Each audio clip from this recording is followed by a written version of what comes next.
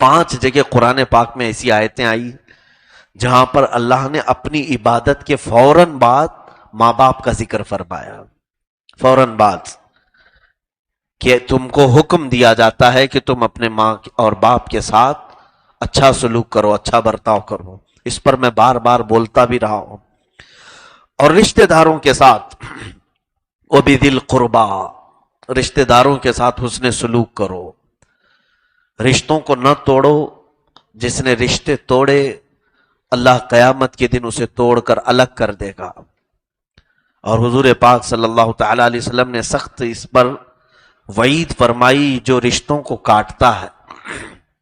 بلکہ کوشش یہ کرو کہ جو روٹ چکے انہیں جوڑ لو. دنیا ویسی بھی 4 دن کے بعد ختم ہونے والی ہے. یوں جوان ہوئے، یوں بوڑھے ہوئے اور یوں جنازے چلے گئے. ہماری زندگیاں بہت فاسٹ چلتی ہیں. اتنے دنوں میں اگر یہ کڑواہٹ، نفرت اور لوگوں کی دوری کا جو بوجھ اٹھا کر کے چلو گے تو یاد رکھنا کہ جنازے بھی بہت بوجھل ہو جائیں گے. قبر میں بھی سکون سے نہیں سو پاؤ گے. آپ کو کس سے امید رہے گی آپ کی قبر میں جانے کے بعد؟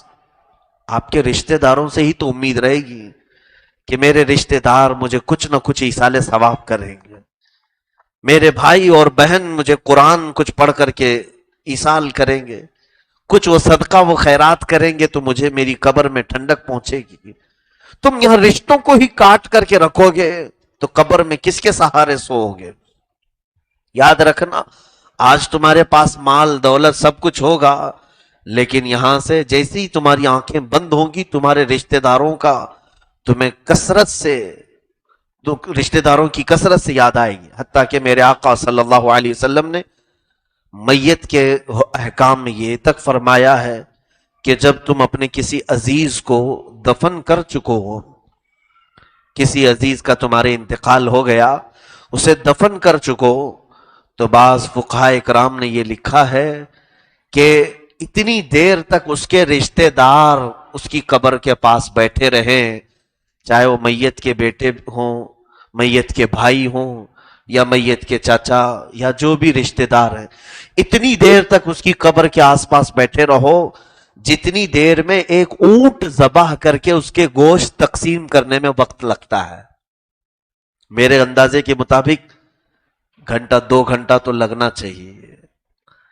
1 گھنٹے کے اندر اگر کوئی ماہر قصاب ہوگا تو اونٹ کو ذبح کر کے اس کے ٹکڑے کر چکا ہوگا، بہت ماہر قصاب ہوگا. تو پھر بھی ایک احتیاطی وقت کے اعتبار سے میں بتاتا ہوں کہ 1-1.5 گھنٹہ یا 2 گھنٹے یہ اتنا وقت ہے جس میں ایک اونٹ ذبح ہو کر کے گوشت تقسیم ہو سکتا ہے. اور یہ فرمایا گیا اتنی دیر تک تم اپنے قبر والوں کو جو ابھی ابھی تازی دفن ہوئی ہیں ان کے پاس بیٹھو. کیوں بیٹھا جائے؟ فرمایا کہ اس لیے کہ قبر میں جانے کے بعد اسے شدت سے اپنے رشتہ داروں کی یاد آتی ہے، وہ آس پاس بار بار دیکھتا ہے اور تمہارے موجود ہونے سے اس کی گھبراہٹ کم ہوتی ہے، اس کی گھبراہٹ میں کمی آتی ہے، اسے انسیت حاصل ہوتی ہے کہ میرے بھائی بیٹھے ہوئے ہیں، میرا بیٹا بیٹھا ہوا ہے.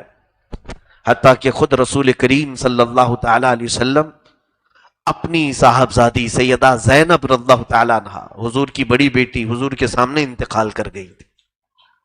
میرے آقا صلی اللہ علیہ وسلم نے جنازہ پڑھایا اور خود اپنے ہاتھوں سے دفن فرمایا.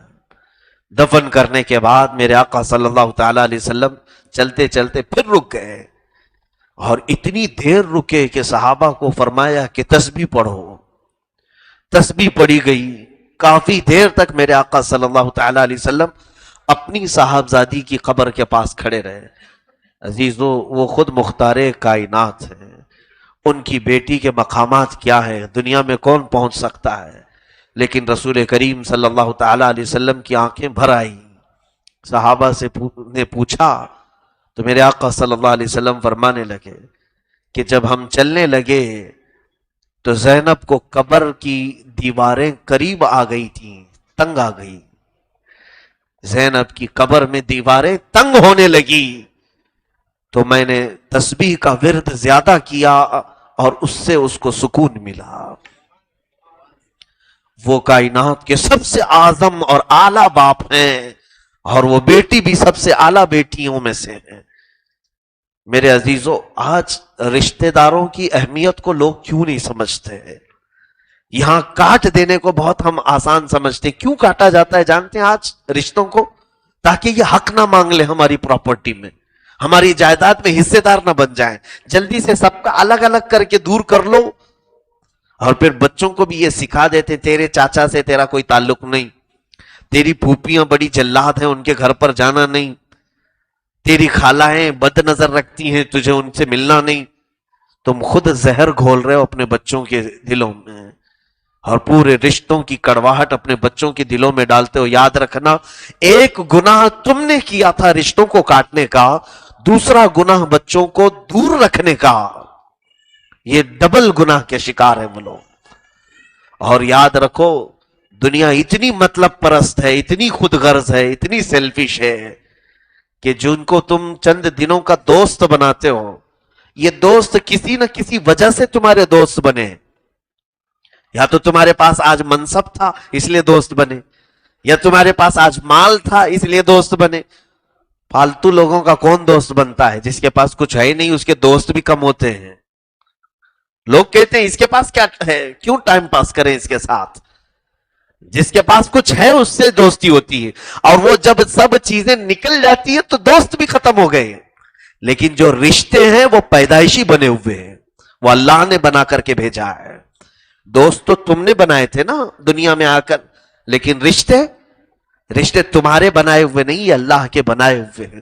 تمہاری ماں کون ہونا چاہیے یہ اللہ نے فیصلہ کیا ہے، تمہارا بھائی کون ہونا چاہیے اللہ نے فیصلہ کیا ہے۔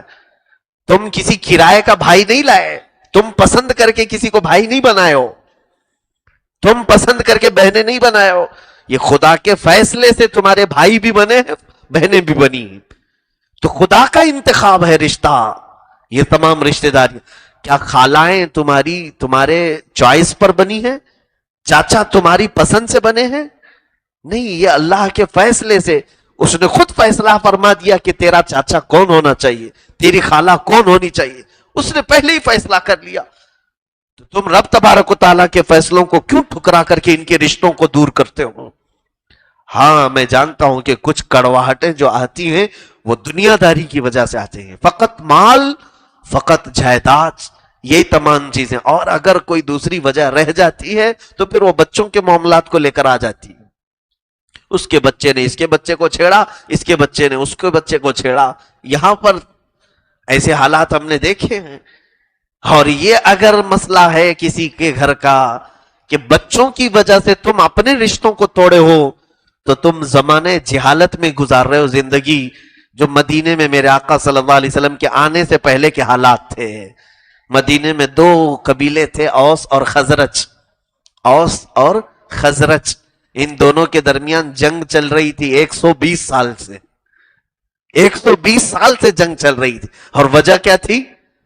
اوس اور خزرج کے دو لڑکوں نے آپس میں، اس قبیلے کے ایک لڑکے نے دوسرے قبیلے کے لڑکے کی کھٹوری توڑ دی تھی۔ ایک کھٹوری کیا ٹوٹی، دو گھروں میں لڑائی، گھروں سے چلتے چلتے خاندان میں آ گئی، خاندان سے چلتے چلتے پورے قبیلے میں لڑائی۔ اور یہ لڑائیاں کتنے سال؟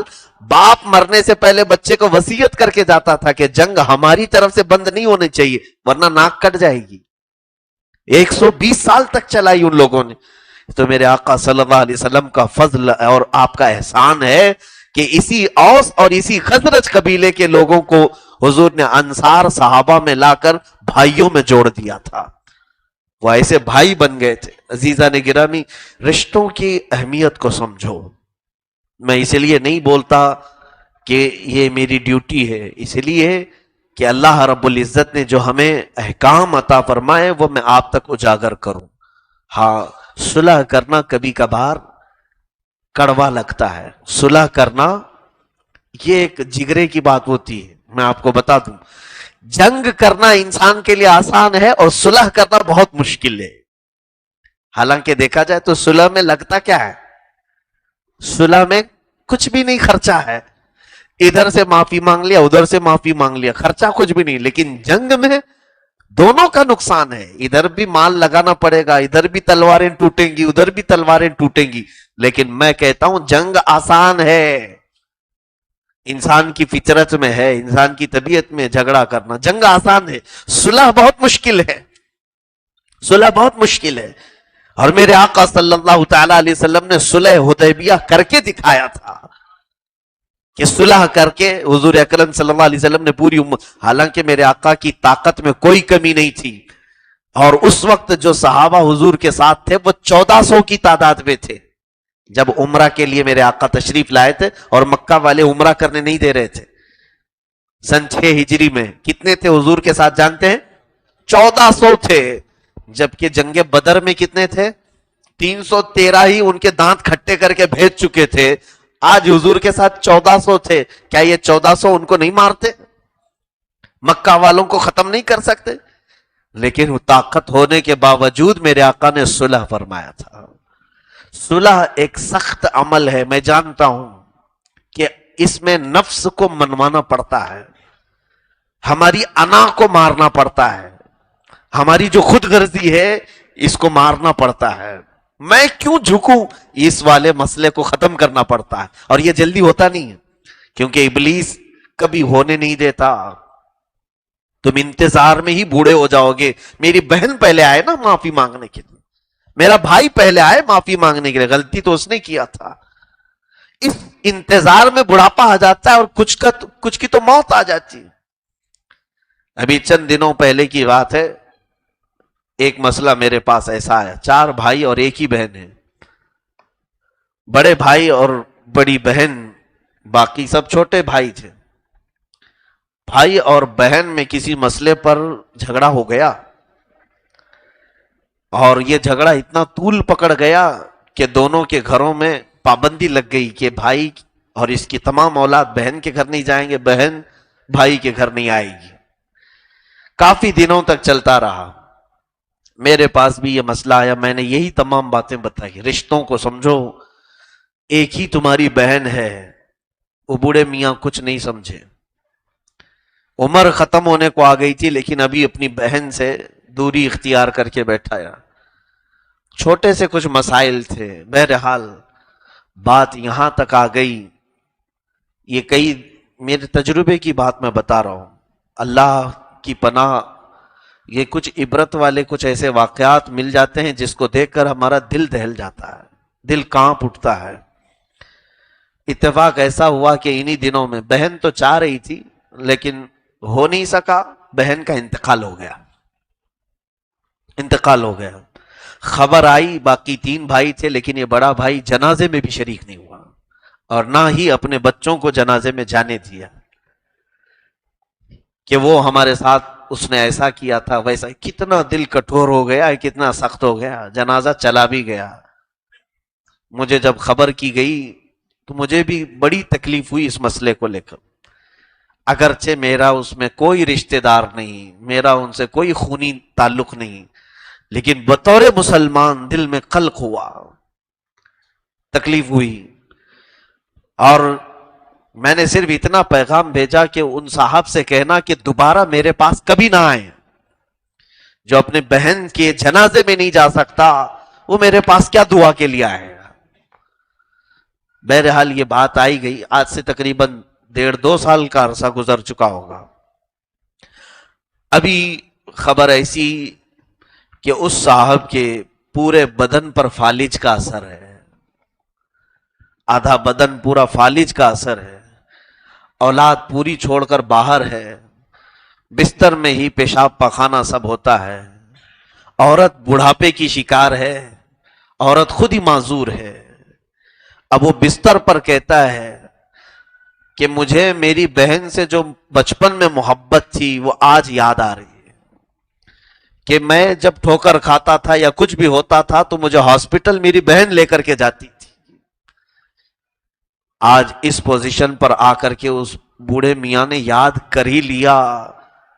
ہاں، یہ میں دعا کرتا ہوں کہ اللہ اس غلطی کو معاف کر کے دونوں کی مغفرت کرے. لیکن جو کام کیا تھا وہ بہت ہی خطرناک کام ہے. میرے رب کو ناپسند ہے یہ کام. تم نے جنازے میں بھی شرکت نہیں کی. لوگ رسمن غیروں کے جنازے میں چلے جاتے ہیں, اپنی بہن کا جنازہ تم نہیں دیکھ سکے.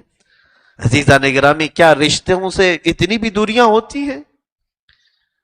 اور میں بار بار کہہ رہا ہوں کہ آج جتنے لوگ توڑ کے بیٹھے ہیں, میری یہ زبان ان کے کانوں میں گونجے گی بعد میں, تم اپنے انہی رشتوں کو ایک دن یاد کرو گے. کاش میرے فلاں ہوتے تو آج میرا کام ہو جاتا. کیونکہ رشتے اللہ کے بنائے ہوئے ہیں, تمہارے بنائے ہوئے نہیں. اور جب رب تبارک و تعالیٰ نے رشتے بنائے ہیں تو ان کے دلوں میں تمہاری محبت اللہ ہی ڈال کے رکھتا ہے. ایک بھائی اپنے بھائی کے لیے جو قربانیاں دے سکتا ہے کسی بھی وقت میں, یہ مت سمجھنا کہ وہ تمہاری اچھائیاں دیکھ کر کے قربانی دے رہا ہے, اس لیے قربانی دے گا کہ اللہ اس کے دل میں قربانی دینے کا جذبہ ڈالتا ہے. تو یہ رشتوں کی اہمیت کو سمجھیں, نہ توڑیں. کچھ لوگ اس طرح سے صرف اور صرف مال کی وجہ سے اپنے رشتوں کو توڑ کر کے بیٹھے ہیں. ان کی قبروں میں انہیں یاد آئے گی یہ تمام چیزیں. جب وہ تنہائی محسوس کریں گے, ان کے رشتہ دار تو نہیں ہوں گے, سب کاٹ کر کے جا چکے ہوں گے.